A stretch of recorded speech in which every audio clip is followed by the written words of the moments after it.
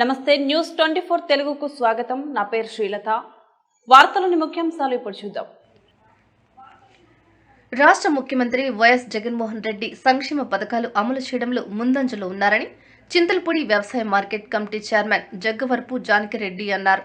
రానున్న ఎన్నికల్లో వైఎస్ఆర్ పార్టీ కార్యకర్తలు, అభిమానులు ప్రతి ఒక్కరూ సైనికుల్లా పనిచేసి తిరిగి ముఖ్యమంత్రిగా వైఎస్ జగన్ రెడ్డిని ముఖ్యమంత్రిగా గెలిపించాలని ఆకాంక్షించారు.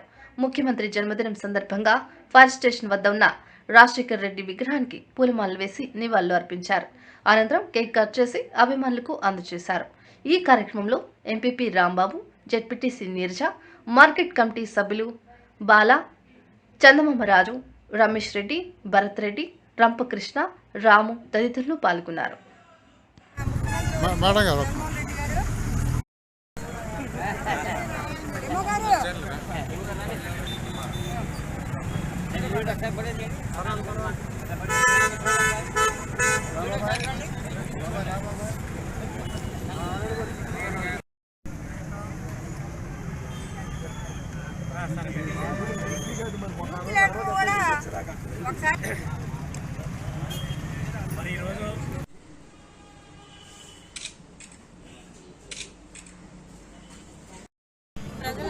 చాలా జగన్మోహన్ రెడ్డి గారి పుట్టినరోజుని ప్రతి ఒక్క పంచాయతీలో చాలా ఘనంగా నిర్వహించడం జరుగుతుంది.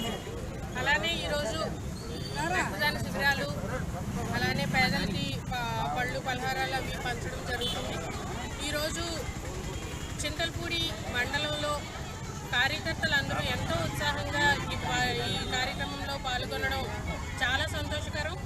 అదేవిధంగా రానున్న రోజుల్లో కూడా అందరూ కలిసి మన ముఖ్యమంత్రి గారిని మరొకసారి ఈ రాష్ట్రానికి తీసుకొని వచ్చి ఇంకా పేదలకి దగ్గరగా చేస్తూ రానున్న రోజుల్లో చింతలపూడి గడ్డ మీద మరొకసారి వైఎస్ఆర్సీపీ పార్టీ జెండా ఎగురుతుందని ఖచ్చితంగా మేము అందరం తెలియజేసుకుంటూ మరొకసారి ముఖ్యమంత్రి గారికి సంవత్సరం పూర్తి చేసుకొని ఆయన మనకి పరిపాలన అందిస్తూ, మంచి పరిపాలన అందిస్తూ ఆయన ముఖ్యమంత్రిగా కొనసాగుతున్నారు. ఆయనకి ఈరోజు మన చింతలపూడి మండలం, మన చింతలపూడి నియోజకవర్గం తరఫున మనం నమస్కారాలు తెలియజేసుకుంటూ ఆయన పుట్టినరోజు శుభాకాంక్షలు తెలియజేసుకుంటాము. మళ్ళీ రాబోయే 2024 ఎలక్షన్ కూడా ఆయనే సీఎంగా ఉండాలని మన కార్యకర్తలందరూ కూడా సైనికుల్లా పనిచేసి ఆయన్ని మళ్ళీ సీఎం చేయాలని కోరుకుంటున్నాను. అదేవిధంగా ఇక్కడ వచ్చేటువంటి ఎమ్మెల్యేను కూడా మనం గెలిపించుకునే అవసరం ఉంది. అందరం కూడా మనం జగన్మోహన్ రెడ్డి గారి సైనికుల్లా పనిచేయాలి. ఈసారి ఇంకా ఎక్కువగా చేయాలని కోరుకుంటున్నాను.